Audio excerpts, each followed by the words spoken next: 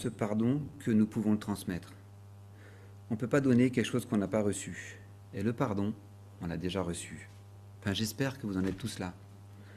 Le pardon, on l'a déjà reçu. Alors non, pardonner, ça ne veut pas dire oublier. Pardonner, ça ne veut pas dire minimiser l'injustice. Pardonner, ça ne veut pas dire tout accepter ou même se remettre en danger. Pardonner, ça ne veut pas dire reprendre une relation comme si de rien ne s'était passé. Pardonner, c'est remettre à Dieu le droit de juger. C'est déposer le poids de la vengeance, le besoin que ce soit l'autre qui paye. Le film intérieur qui tourne en boucle. C'est choisir de ne plus être attaché au passé par une chaîne invisible.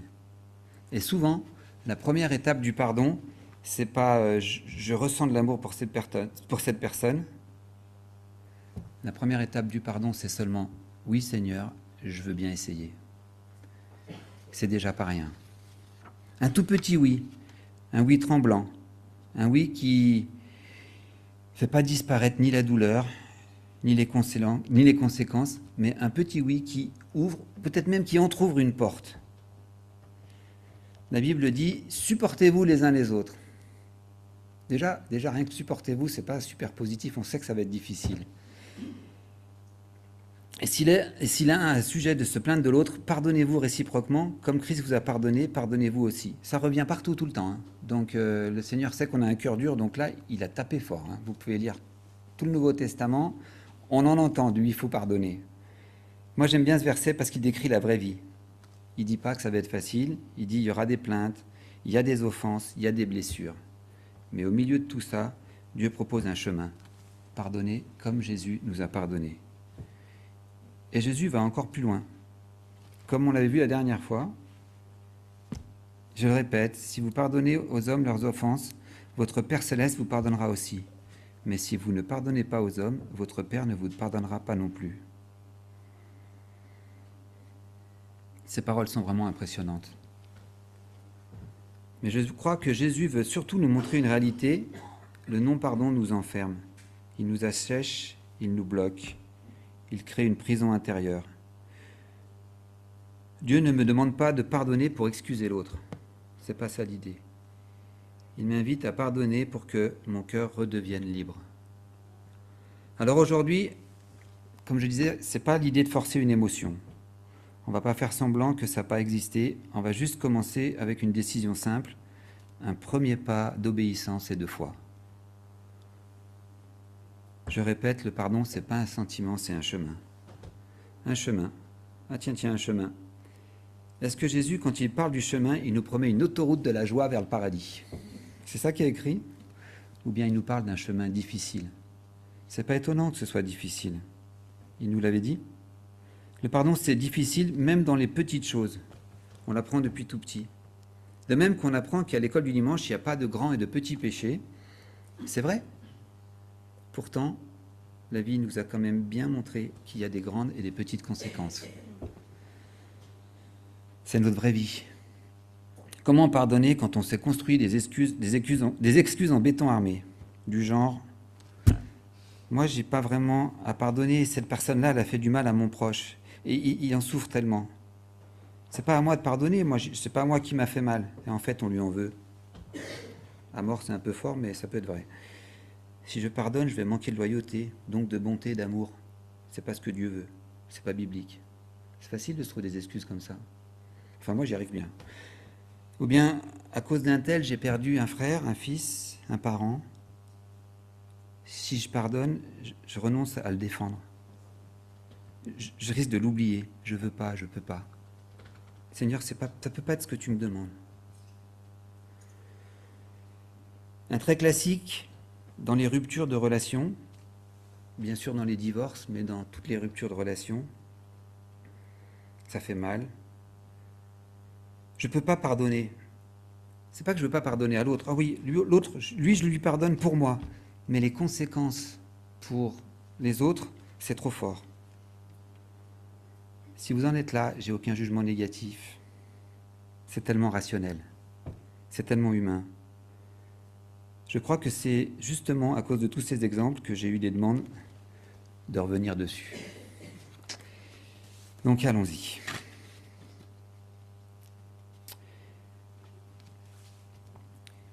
Quand j'en suis là, et ça m'arrive souvent, le Seigneur me reprend et me rappelle le tout premier verset de ses béatitudes. Qu'est-ce qu'il nous dit ? Heureux les simples en esprit, car le royaume des cieux est à eux. Je ne crois pas avoir hérité de simplicité d'esprit. Ce n'est pas un manque de modestie, je ne crois pas être très intelligent, mais je crois plutôt être capable d'être assez retors. Et ce verset, qu'est-ce qu'il nous dit ? Il nous dit, cesse de te torturer l'esprit, cesse de ressasser, cesse la boucle qui tourne et qui tourne. Juste fais-moi confiance.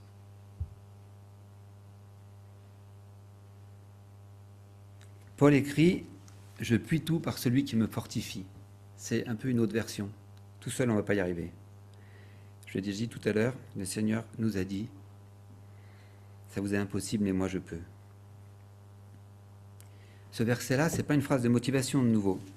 Ce n'est pas du développement personnel. C'est « fais confiance à Dieu ». C'est une réalité spirituelle. Quand toi, tu n'as plus de force, Dieu peut te fortifier. Quand moi, j'ai plus de ressources, Dieu peut m'en donner.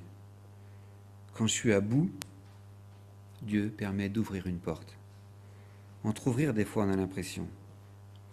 Et là où tout semble mort, Dieu peut même souffler une vie nouvelle.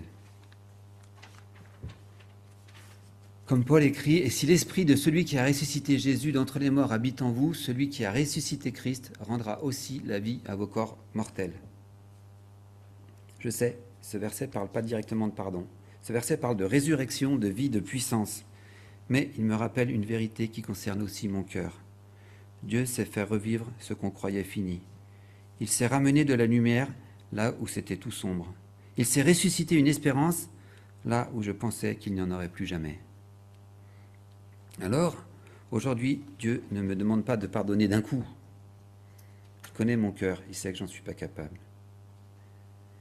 Dieu ne me demande pas de forcer une émotion, il ne me demande pas de me faire violence, il me propose autre chose.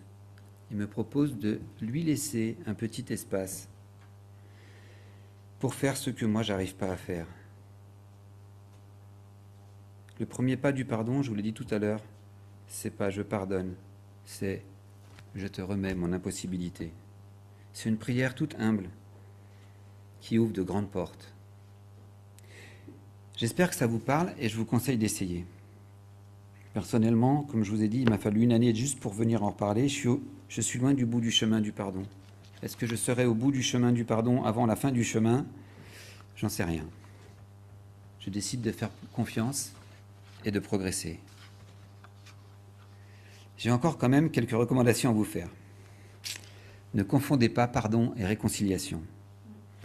Et ne prenez surtout pas comme excuse de ne pas pardonner, d'attendre la réconciliation. Le pardon, c'est un choix du cœur devant Dieu. C'est un acte intérieur où moi je lui laisse l'offense, l'injustice, le poids. Je refuse de laisser la blessure gouverner ma vie, mon avenir, mon futur. La réconciliation, elle implique deux personnes. Elle nécessite une volonté commune de marcher dans la vérité, de reconnaître ce qui a été fait, de changer, de reconstruire. Le Seigneur nous demande de nous réconcilier pour nos mots au sein de l'Église, mais il sait aussi que des fois, ce n'est pas possible. Parfois, la volonté n'est pas là. Parfois, il n'y a pas de repentir. Parfois, il y a encore du danger. Parfois, la relation est toxique. Dans ces cas-là, je peux pardonner sincèrement sans reprendre la relation. Et ça, je sais que ça peut tout changer de l'entendre. Pendant longtemps, j'ai pensé que si je pardonnais vraiment, je devais forcément reprendre la relation, comme si le pardon devait se trouver au même endroit, au même moment, même si ça continuait à me détruire, même si je me sentais écrasé, humilié, même si je voyais que rien changeait dans la situation, je croyais que c'était juste que je ne pouvais pas pardonner. C'est pas ce que Dieu dit. Modestement, j'ai compris quelque chose de simple et libérateur. Je devais pardonner et en même temps m'éloigner. Pas par colère, pas par vengeance, pas pour faire mal, par protection, par sagesse. La Bible nous dit « Garde ton cœur plus que toute autre chose, car de lui viennent les sources de la vie ». Dans Proverbe. Ce verset ne dit pas « Ferme ton cœur à tout le monde ». Il dit « Garde-le, protège-le, protège ce qui est précieux, parce que de ton cœur vient l'amour, la paix, la joie, la capacité d'aimer, celle de pardonner, ta stabilité. Protège-le. Et oui, c'est biblique. L'amour n'exclut pas de donner des limites. La grâce n'annule pas la sagesse. Pardonner ne signifie pas s'exposer à nouveau au même schéma sans discernement. Paul y écrit, s'il est possible, autant que ça dépend de vous, soyez en paix avec tous les hommes. Vous voyez la nuance ? Autant que ça dépend de vous, ça signifie fais ta part. Pardonne, bénis, choisis la paix, refuse l'amertume, prie pour ton ennemi, mais tu ne contrôles pas la part de l'autre. Elle ne t'appartient pas. Fais confiance à Dieu, laisse-lui le travail qu'il a à faire dans le cœur de l'autre. Tu ne peux pas forcer l'autre à être honnête, respectueux, repentant, sûr. Ce n'est pas ton job. Et Jésus, lui aussi, nous invite au discernement. Qu'est-ce qu'il dit à ses disciples quand il les envoie ? Il leur dit « Je vous envoie comme des brebis au milieu des loups. Soyez donc prudents comme des serpents et simples comme des colombes. » Ce verset est particulièrement équilibré. Un cœur pur, mais pas naïf. De la douceur, mais pas une absence de limite. De l'amour, mais rester lucide.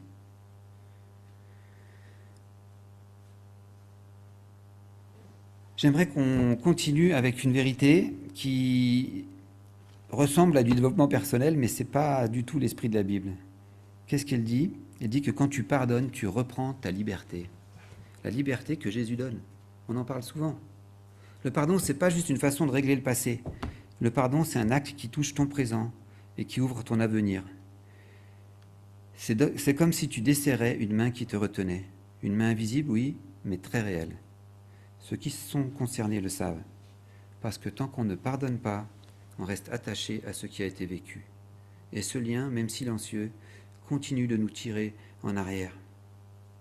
Dieu, lui, n'a pas créé mon cœur pour rester prisonnier du passé.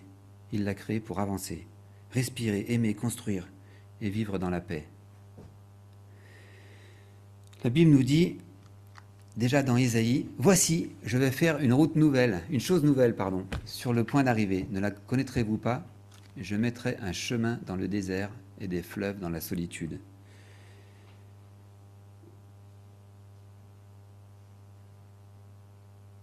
Il n'y a pas juste un changement d'ambiance. Il parle d'un Dieu qui crée un chemin là où il n'y en avait pas. Un chemin là où je pensais que c'était fini. Un chemin où je ne voyais pas d'issue. Je crois que pour beaucoup, le pardon ressemble exactement à ça. Un désert, un endroit sec, douloureux, une terre desséchée, aride. Un endroit où je me dis, je ne vois pas comment avancer. Qu'est-ce que nous dit le Seigneur ? Je vais mettre un chemin. C'est pas toujours spectaculaire. Vous me connaissez, pour certains, moi j'aurais préféré qu'il parle de pont, de rond-point, d'autoroute, de tunnel. Non, il parle d'un petit chemin, c'est discret. Comme tout à l'heure, c'est une porte qui s'en trouve. Mais c'est là, c'est vrai, c'est réel. Quand tu pardonnes, quelque chose se remet à circuler en toi. Le souffle revient, la paix revient. Le cœur retrouve de l'espace. Et même si la mémoire reste, la blessure perd son pouvoir. Et ce qui est puissant, c'est que de pardonner ne change pas forcément l'histoire, mais il change ce que l'histoire fait dans mon cœur.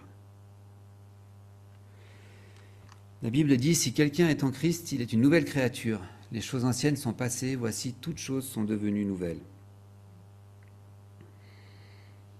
Si je suis une nouvelle créature, ça veut dire que le passé n'a pas le dernier mot sur mon identité. Et le pardon, c'est souvent l'un des endroits où cette nouveauté devient concrète. Parce que pardonner, c'est dire « je refuse que cette blessure définisse qui je suis, je refuse qu'elle décide de ma paix, de mes relations, de ma joie, de mon futur. » Pardonner, c'est pas dire ce que tu as fait était normal, acceptable. Pardonner, c'est dire « je ne vais plus te donner le pouvoir de me détruire de l'intérieur. » Je lâche. Et ce choix-là, c'est un choix de maturité, un choix de foi, un choix de liberté. Paul écrit dans les Philippiens, « Oubliant ce qui est en arrière et me portant vers ce qui est en avant, je cours vers le but. » Encore une fois, oublier, ça ne veut pas dire effacer de ma mémoire. Ça veut dire refuser de vivre attaché à ce qui est derrière. Je ne vais pas construire ma vie sur une blessure. Je choisis de courir vers ce que Dieu a préparé. La question aujourd'hui, elle est simple. Qu'est-ce que je dois refuser de porter encore et encore? Ou qu'est-ce que je n'arrive plus à porter et que pourtant je porte? Je ne suis pas au bout du processus, j'en ai bien conscience.